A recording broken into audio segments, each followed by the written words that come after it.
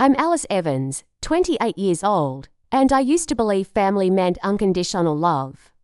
I was living in what everyone thought was our family home, but there was a secret nobody knew. This beautiful Victorian house actually belonged to me, legally transferred by my grandmother before she passed. My parents and sister had no idea. They saw me as the family servant, the one who paid bills and asked for nothing in return. But when they screamed those devastating words and demanded I disappear from their lives, I realized it was time to show them exactly who held the real power. Before I tell you how I turned their world upside down, let me know where you're watching from. Hit that like button and subscribe, because this story will show you that sometimes the quiet ones hold all the power. Growing up, I genuinely believed we were the perfect family. My parents, Robert and Susan, worked incredibly hard to provide for us. Dad managed a small construction company, while Mom worked as a school administrator. They weren't wealthy, but they gave us everything they could. My sister, Veronica, 2 years younger than me, was always the shining star. She had this magnetic personality that drew people in, making friends effortlessly and charming teachers with her quick wit. I was the responsible one, the reliable daughter who never caused trouble. While Veronica focused on her social life and later her college education, I quietly took on more responsibilities. After high school, I delayed my own college plans to work 2 jobs, helping keep our household afloat. I worked mornings at a local bakery and evenings at a retail store.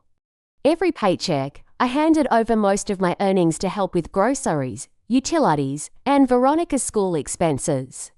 The person who truly understood me was my grandmother, Eleanor.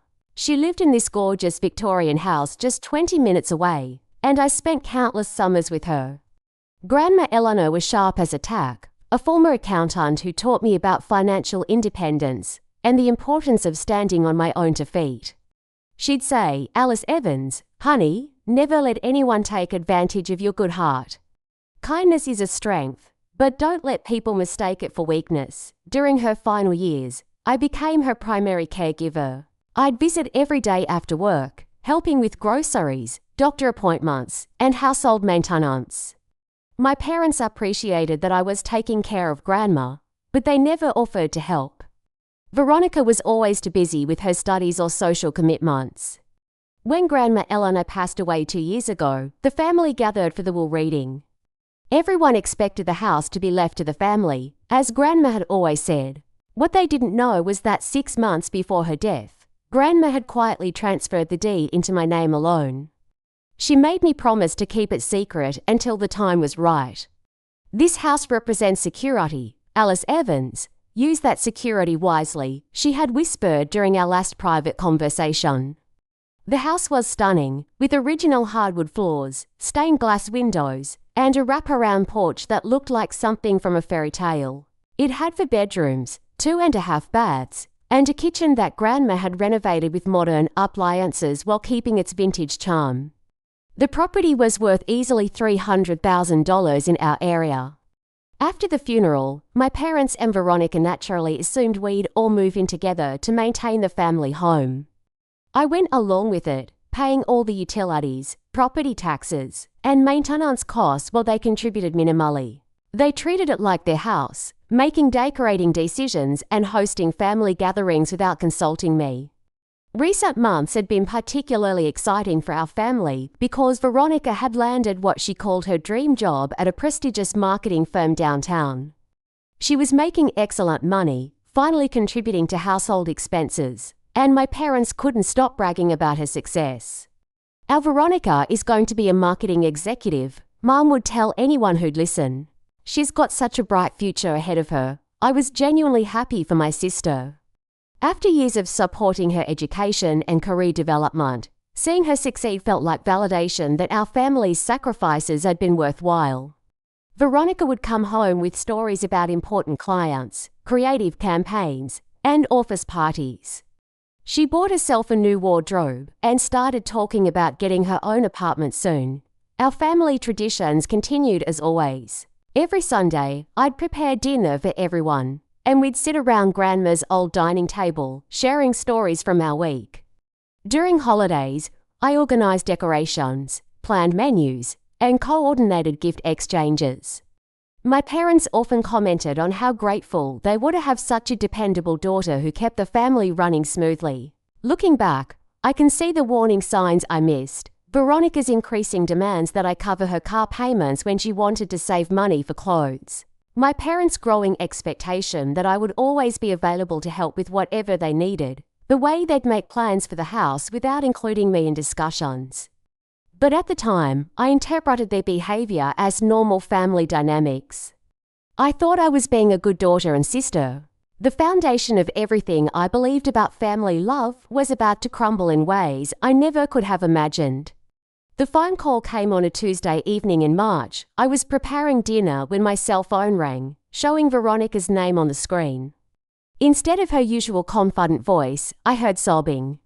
"Alice Evans, something terrible happened," she choked out between tears. "They let me go today.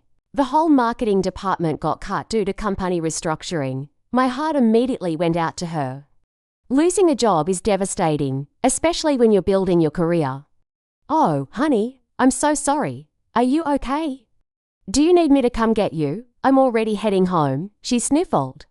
I can't believe this happened. Everything was going so well. I spent the next hour on the phone with her, offering comfort and practical advice. I suggested updating her resume, reaching out to her network, and researching other marketing firms in the area.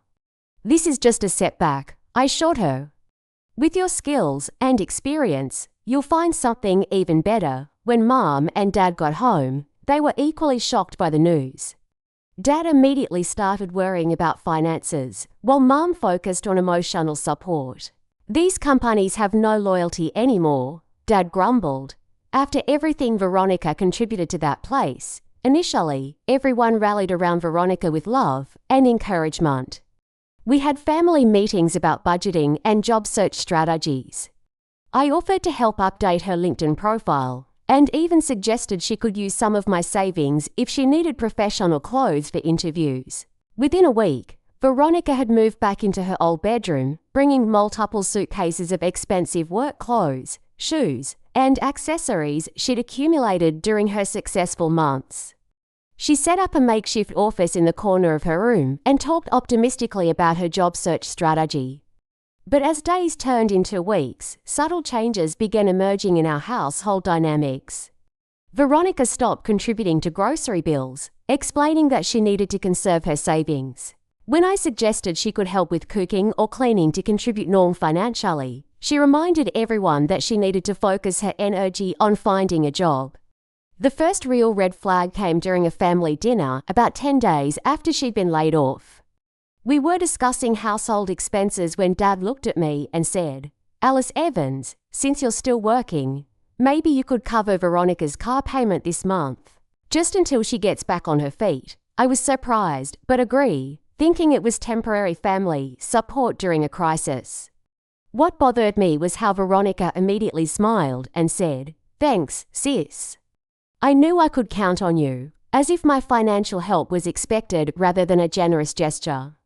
More concerning was when Veronica started hinting that she should have the master bedroom since she was dealing with job search stress and needed more space for her office set up. "Alice Evans, you're barely here anyway with your 2 jobs, she said casually. "Wouldn't it make sense for me to have the bigger room temporarily?" I felt confused by these requests. I had thought that during a family crisis, we'd all pull together and make sacrifices. Instead, it seemed like everyone expected me to make all the sacrifices while Veronica received all the accommodation. My parents started making comments that initially seemed supportive, but carried undertones of criticism toward me. "We're so proud of how Veronica is handling the setback," Mom would say. "She's staying positive and focused on her goals. Alice Evans, maybe you could help more with her emotional support." The strangest part was how they began treating Veronica's unemployment as if it was somehow more important than my consistent work. When I mentioned being tired after pulling double shifts, Dad would say, "At least you have job security." Veronica is under real pressure right now. 3 weeks into Veronica's unemployment, I started overhearing late-night conversations between my parents and sister that stopped abruptly when I entered the room. They'd be huddled around the kitchen table with papers spread out. discussing something in hushed tones.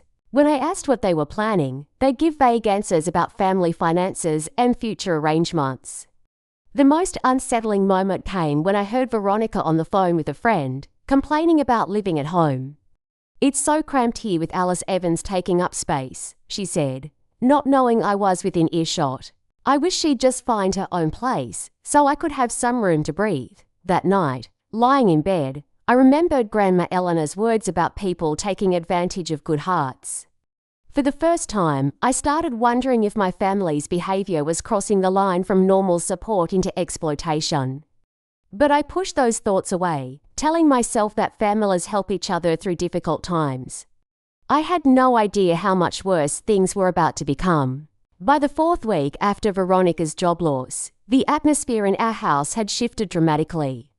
What started as family support during a crisis had transformed into something that felt increasingly manipulative and one-sided. Veronica's job search efforts were becoming questionable. While she talked constantly about interviews and applications, I noticed she slept until noon most days and spent hours on social media. When I gently suggested she might want to set a more structured schedule, she snapped at me about not understanding the stress of unemployment. The financial demands on me escalated quickly. Beyond covering her car payment, I was now expected to pay for her gas, phone bill, and even entertainment expenses. "Alice Evans needs to step up more for the family," I heard Dad tell Mum one evening. Veronica supported this household when she was working. Now it's Alice Evans's turn. This was completely untrue. Even when Veronica was employed, I had continued paying the majority of household expenses. But somehow, the family narrative had rewritten history to make it seem like I owed them more support. The emotional manipulation became more direct and cruel.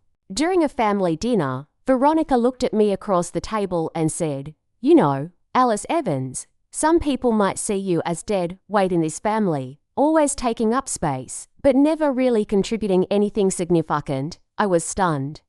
"I work 2 jobs and pay most of the bills here," I replied, trying to keep my voice calm. "Money isn't everything," Mum interjected, taking Veronica's side. "Your sister has always had more ambition and potential. Maybe you should focus on being more supportive instead of keeping score." These conversations became increasingly frequent and harsh. I was criticized for working too much and not being emotionally available, but also criticized when I tried to take time off to spend with family. Nothing I did seemed right anymore. The breaking point accelerated when my parents started making demands about my work schedule. "Alice Evans, Veronica has an important interview Tuesday afternoon," Dad announced. "You need to call in sick so you can drive her and wait in case she needs moral support after work." When I explained that I couldn't afford to miss work and suggested Veronica could drive herself or take public transportation, the response was explosive. "This is exactly the kind of selfish attitude that holds this family back," Mum said angrily. "Your sister is trying to rebuild her career, and you're worried about one day of work at some bakery." The contempt in her voice when she said some bakery cut deep. These were the same jobs I'd been working to support our family for years, jobs they'd previously appreciated when the paychecks helped pay their bills. Veronica's behavior toward me became increasingly cruel and entitled. She started treating me like household staff, leaving messes for me to clean and expecting me to do her laundry along with mine. When I asked her to contribute to housework, she responded, "I'm dealing with career stress." "You've never had real career pressure, so you don't understand what I'm going through." The isolation tactics became more obvious. Family decisions were made without including me, even about the house where I was paying all the maintenance costs. They planned renovations to help Veronica feel more comfortable during her job search without asking my opinion or considering my financial contribution. Most painfully, they began making comments about my future that excluded me from the family entirely. "Once Veronica gets back on her feet, she probably want to start fresh somewhere new," Dad mentioned casually. "Alice Evans, you should think about finding your own place soon. You can't live at home forever." The irony was devastating.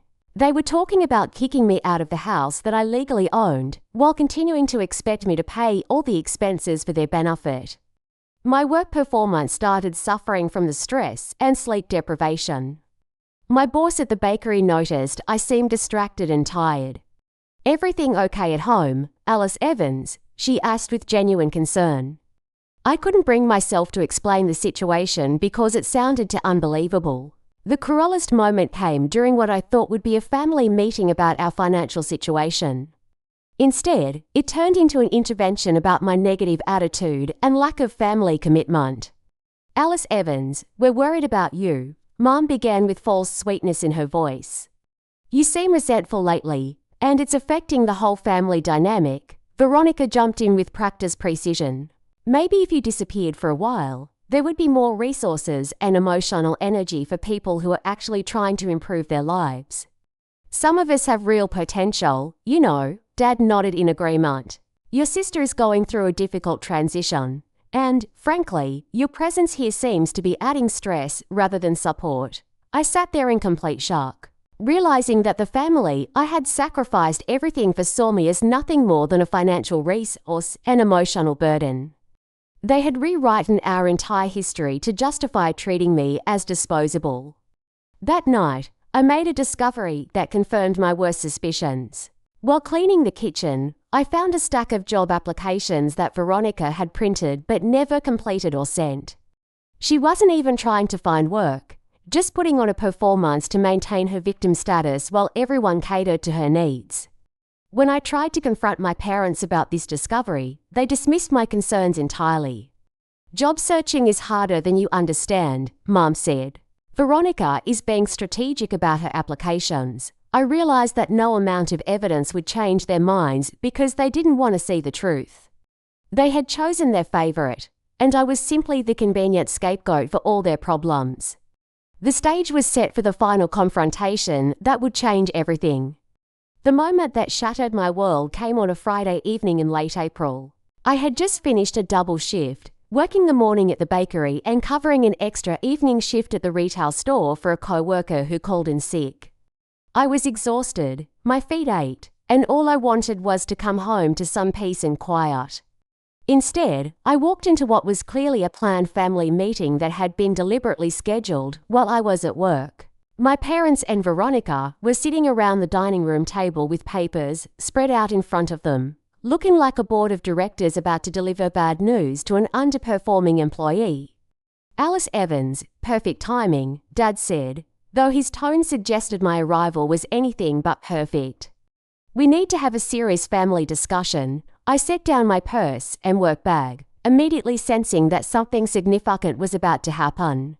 The formal way they were sitting, the papers on the table, Veronica's barely concealed smug expression, it all felt like a setup.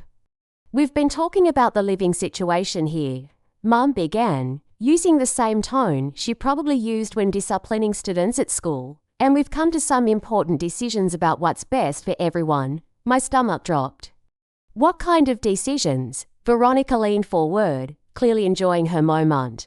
"We've decided that you need to move out. Alice Evans, this arrangement isn't working anymore." I stared at them in disbelief. "Move out, but I pay most of the bills here." "This is my home, too." Dad cleared his throat. "Alice Evans, you're 26 years old. It's time for you to be independent. We need Veronica to have her space back so she can focus on rebuilding her career without distractions. I repeated, my voice rising. "I work 2 jobs to help support this household. How am I a distraction?" "That's exactly the problem," Mom said, shaking her head. "You've made yourself too comfortable here, treating this like it's your house instead of contributing as a grateful family member." The audacity of that statement took my breath away. I had been contributing more than anyone else, financially and practically, for years. "I've supported you financially and emotionally for years," I said, trying to keep my voice steady. "When Grandma was sick, I took care of her. When bills were tight, I worked extra shifts. When Veronica needed help with college expenses, I gave up my own education plans." Veronica rolled her eyes dramatically. "And there it is, the martyr complex. Alice Evans, you chose to work those jobs. Nobody forced you. But now your negative energy is affecting my ability to move forward with my life." "My negative energy?" I couldn't believe what I was hearing. Yes, Dad said firmly. We've been talking, and, honestly, we think you've become too dependent on this family arrangement. You need to learn to stand on your own 2 feet. The projection was staggering. Veronica hadn't worked or contributed anything for over a month, but I was the one who was too dependent. Where exactly am I supposed to go? I asked, still hoping this was some kind of bizarre intervention that would end with reasonable discussion. That's not really our problem to solve, Veronica said with a cold smile. You're an adult. Figure it out. I looked at my parents, waiting for them to correct her cruel dismissal, but they remained silent. Mum even nodded slightly in agreement. We're giving you 1 week to find alternative arrangements, Dad announced, as if he was doing me a favor. That should be plenty of time for someone with 2 jobs to find a rental. 1 week. I was incredulous. To find an apartment, come up with a security deposit, and move all my belongings.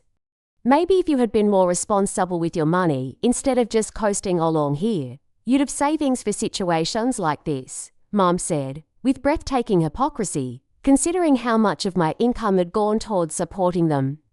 Veronica leaned back in her chair, clearly savouring my distress. Honestly, Alice Evans, why can't you just disappear already? Nobody wants you here. You're like this dark cloud hanging over the family, bringing everyone down with your boring job problems and lack of ambition. The words hit me like physical blows. This was my sister, someone I had loved and supported unconditionally, telling me that my existence was unwanted. We've supported you long enough, Dad continued, piling on. It's time for you to support your sister for once. She has real potential, a real future ahead of her.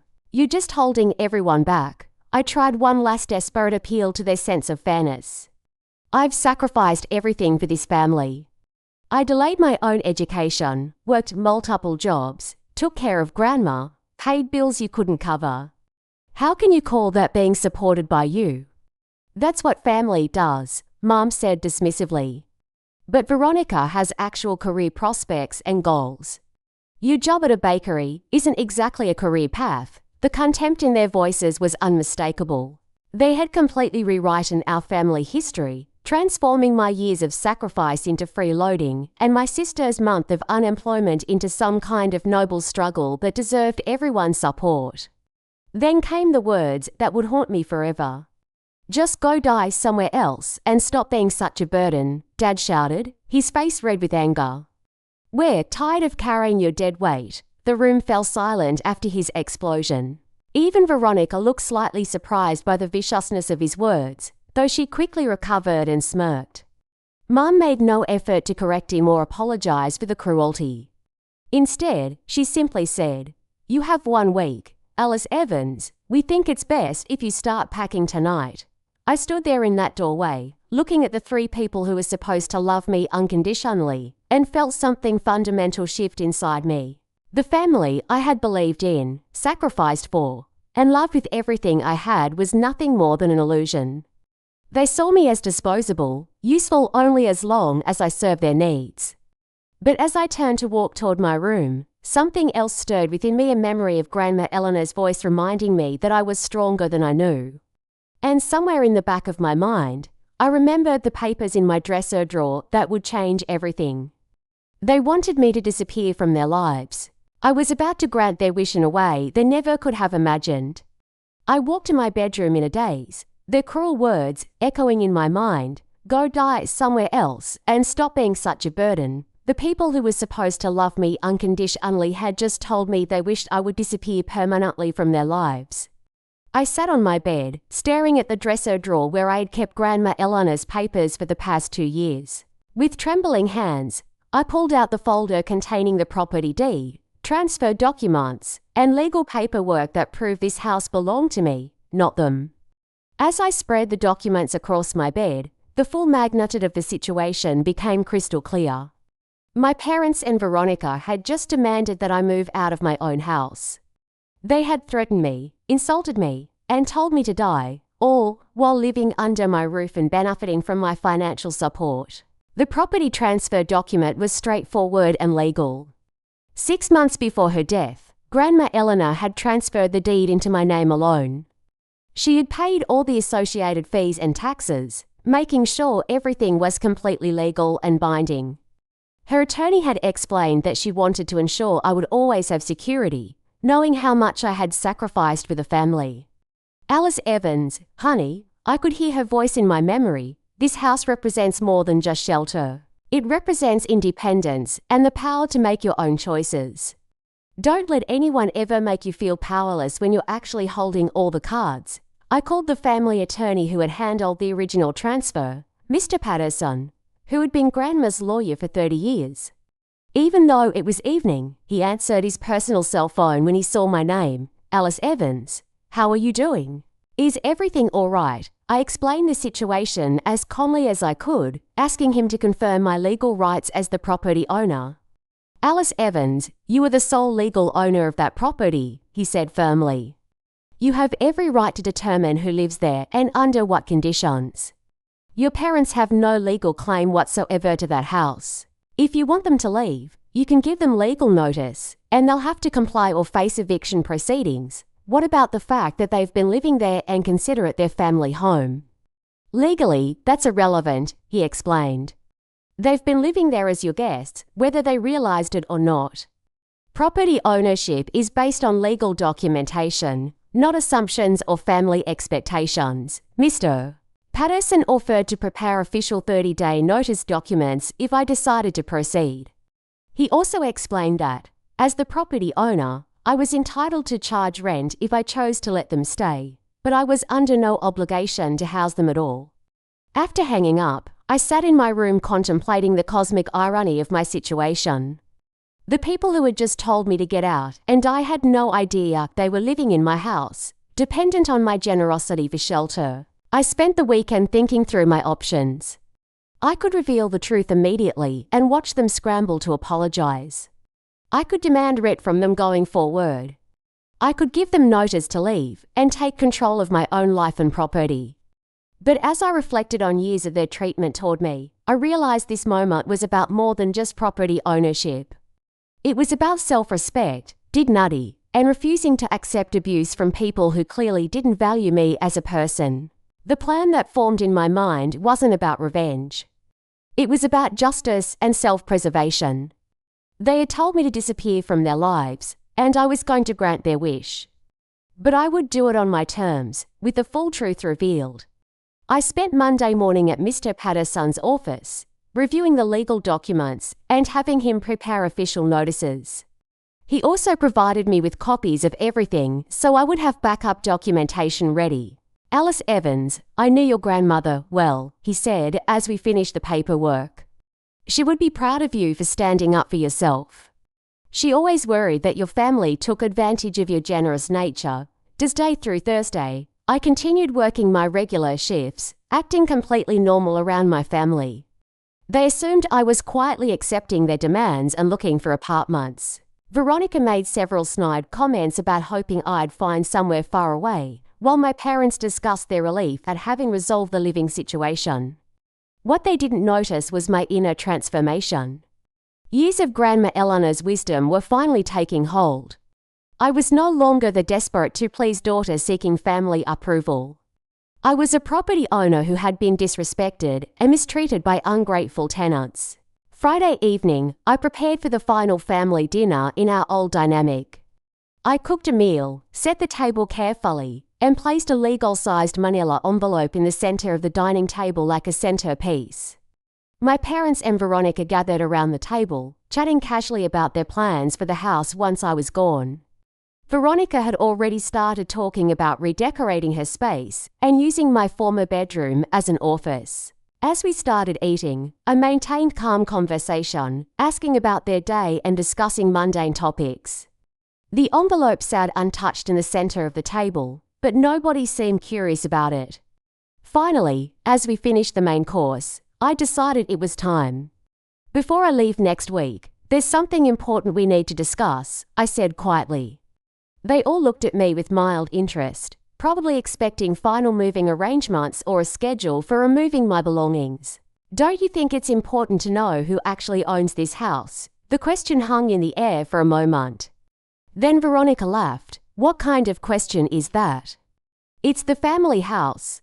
Grandma left it to all of us. Actually, I said, reaching for the envelope. She didn't.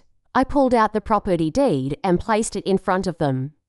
Grandma Eleanor transferred this house into my name alone 2 years ago. I am the sole legal owner. The transformation in their expressions was immediate and dramatic. Dad grabbed the document, scanning it quickly, while Mom leaned over his. Veronica's face went from amusement to confusion to dawning horror. "This has to be fake," Veronica said, her voice rising. "You're lying." I placed the additional legal documents on the table: transfer paperwork, tax records, attorney correspondence, all clearly showing my name as the property owner. "You told me to disappear from your lives," I said calmly. "You told me to go die somewhere else because I was a burden."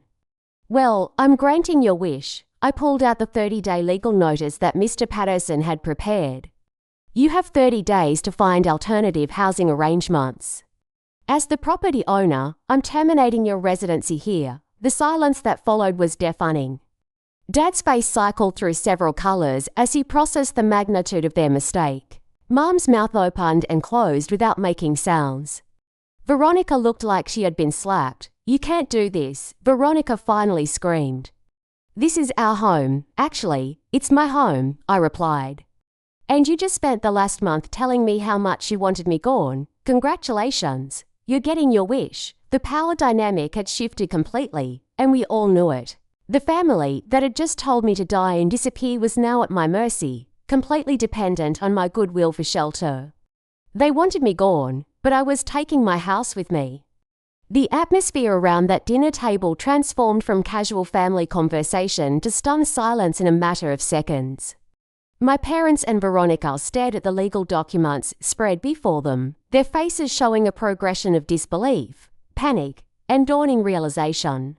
Dad was the first to recover his voice, though it came out as more of a croak. "Alice Evans, this can't be real. There has to be some mistake." "There's no mistake," I said calmly, my voice steadier than I had felt in months. "Grandma Eleanor made this decision deliberately. She wanted me to have security and independence." Veronica snatched the property deed from Dad's hands, studying it with desperate intensity, as if she could will the words to change. "This is impossible." "Grandma said she was leaving the house to the family." "She said she was leaving it to family," I corrected. "She chose which family member would inherit it." Mom finally found her voice, though it was shaking. "Alice Evans, honey, surely you're not serious about this notice? We can work something out. We're family." The word family coming from her lips after what they had put me through was almost laughable. "Funny how I'm suddenly family again, now that you need something from me," I observed. "Last week, you told me to go die somewhere else because I was a burden." "That was just stress talking," Dad said quickly, reaching across the table toward me in a pleading gesture. "We didn't mean those things." "You know we love you." "Do I?" I asked. "Because loving family members don't usually tell each other to disappear permanently. They don't treat each other like financial servants or emotional punching bags." Veronica was frantically shuffling through the legal papers, looking for any loophole or error. "There has to be something wrong with this paperwork. Maybe Grandma wasn't mentally competent when she signed it. Maybe you manipulated her." Her desperation was almost pitiful, but I felt no sympathy after weeks of her cruelty. "Mr. Patterson can confirm that Grandma was completely competent and made this decision freely. She was protecting me from exactly this kind of treatment." "Alice Evans, please," Mom said, tears starting to form in her eyes. "Where are we supposed to go? We can't afford market rent on a place this size." The irony was staggering. For years, I had been paying market trade expenses on this house while they contributed minimally. Now they were worried about affording housing costs they should have been paying all along. "That's not really my problem to solve," I said, echoing Veronica's exact words from the previous week. "You're adults, figure it out." Dad tried a different approach, attempting to sound authoritative. "Alice Evans, this is ridiculous. We've been living here as a family for 2 years. You can't just kick us out because of some paperwork technicality." "It's not a technicality, Dad. It's legal ownership. And you're not being kicked out because of paperwork." You're being asked to leave because you told me you wanted me gone from your lives. Veronica slammed her hand on the table, making the dishes rattle. This is insane. You can't destroy our family over some stupid fight. I'm not destroying anything, I replied calmly. You destroyed our family dynamic when you decided I was worthless and expendable. I'm simply responding to your clearly expressed wishes. The next hour was a masterclass in manipulation tactics as they tried every possible approach to change my mind. They attempted guilt, claiming I was being cruel to people who had raised and supported me. They tried bargaining, offering to treat me better if I'd reconsider. They even attempted threats, suggesting I'd regret breaking up the family. But what they couldn't do was deny the truth of how they had treated me. Every argument they made only reinforced my decision. Alice Evans, be reasonable, Mom pleaded. We made some mistakes, but family forgives family. We can start over. You told me to die, I said quietly. You called me dead weight and said nobody wanted me around. Those weren't mistakes born from stress. Those were your true feelings finally being expressed. Dad tried one last desperate appeal. What about all the years we supported you? Doesn't that count for something? What years? I asked. The years when I worked 2 jobs to help pay your bills. The years when I took care of Grandma while you were too busy.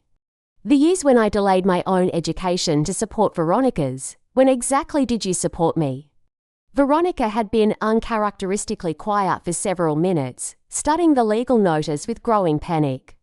Finally, she looked up with tears in her eyes, all her earlier smugness completely gone. Alice Evans, I'm sorry, okay, I was stressed about being unemployed, and I took it out on you. But you can't make us homeless over this. I'm not making you homeless, I said. I'm giving you exactly what you asked for. You wanted me out of your lives. I'm leaving, and I'm taking my house with me. But where will we go? Mom asked desperately. The same place you expected me to go when you gave me a week's notice, I replied. You'll find rentals, apply for apartments, pay security deposits, and figure it out like any other adults. The beautiful irony wasn't lost on any of us. They had expected me to instantly solve a housing crisis they had created with 1 week's notice and minimal resources. Now they were facing the exact same situation, except they had 30 days and each other for support.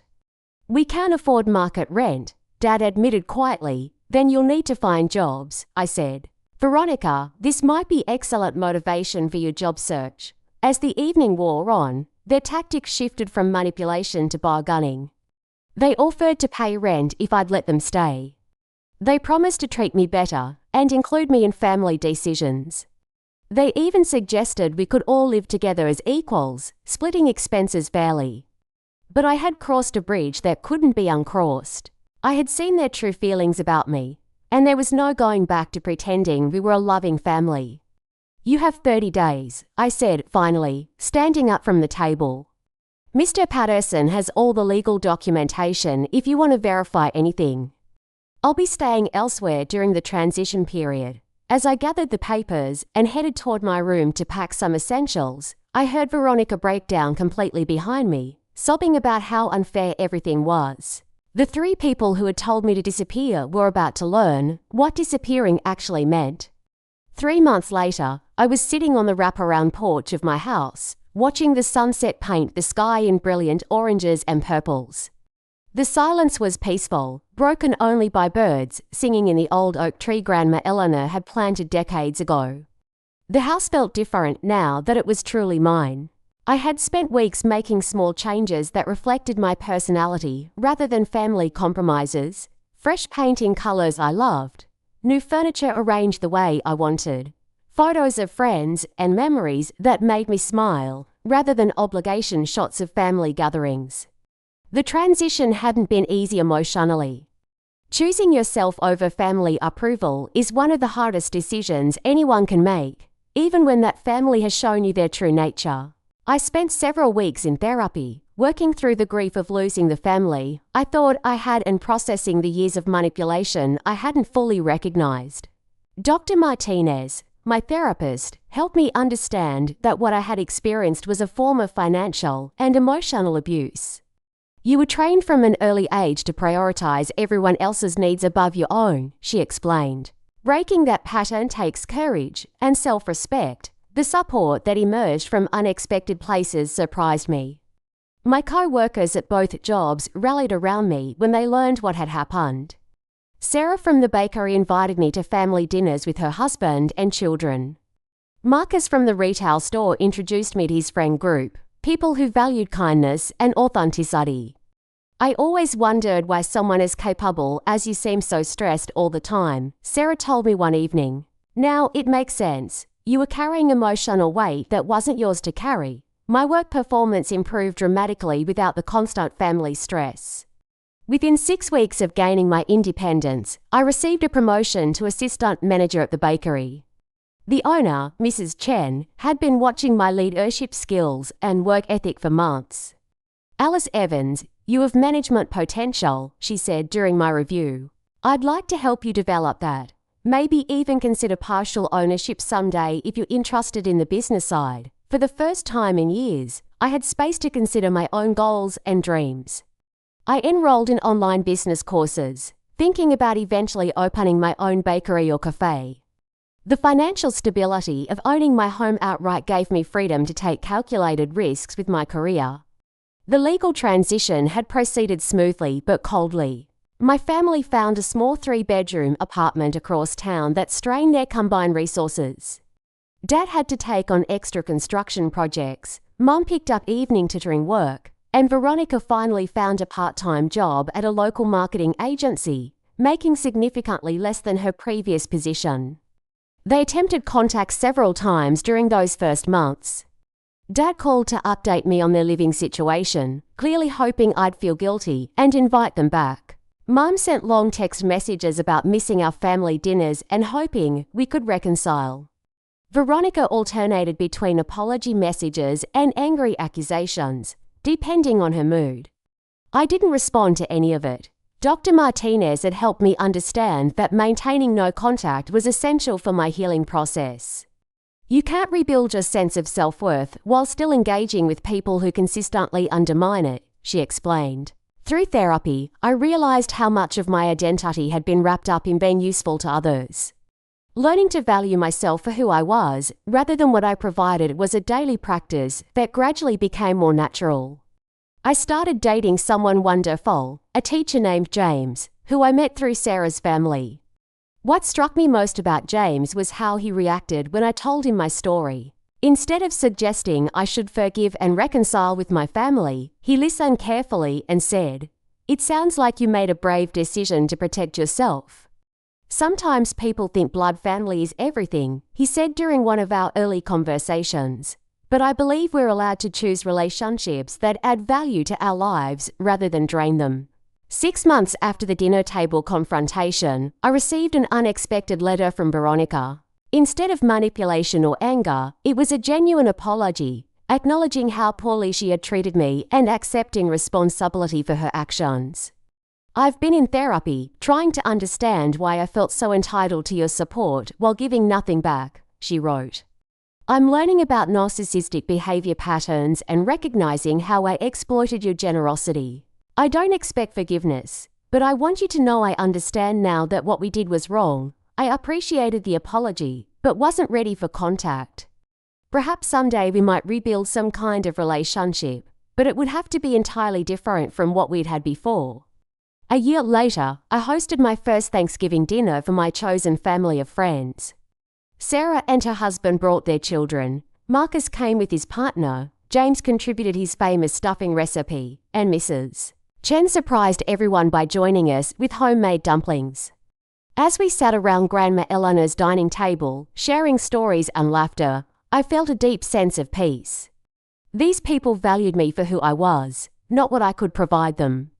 They celebrated my successes and supported me through challenges without keeping score or expecting payment. What are you most grateful for this year? James asked as we went around the table sharing thanks. I'm grateful for learning that loving yourself isn't selfish, I said. It's necessary for any authentic relationship. Looking back, I understand that my family's betrayal was actually a gift in disguise. It forced me to discover my own strength and taught me the difference between being needed and being valued. The house that Grandma Eleanor left me wasn't just property.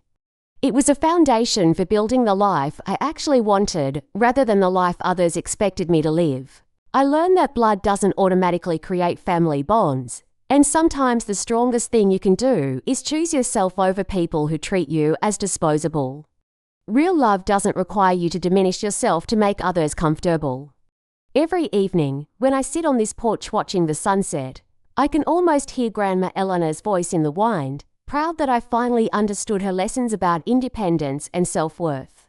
The family that told me to disappear learned that when you push someone away, you might discover they were the foundation holding everything together. But I learned something even more valuable. I didn't need their approval to build a beautiful life. What would you have done in my situation? Have you ever had to choose between family loyalty and self-respect? Let me know in the comments below.